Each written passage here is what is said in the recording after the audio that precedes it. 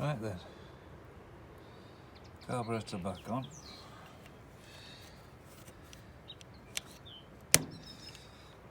After failed test run, it was leaking from this hole.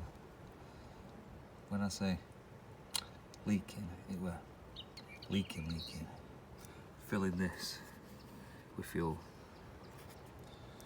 I had to have my thumb over that, obviously safely, to get back in. So let's see what happens now.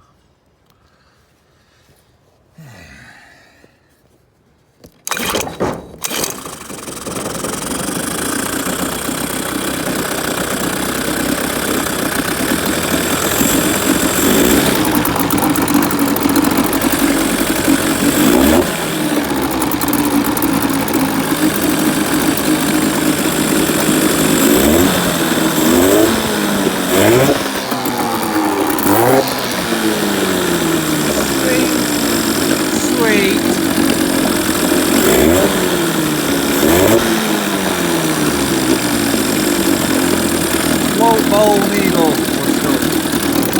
Pumping water.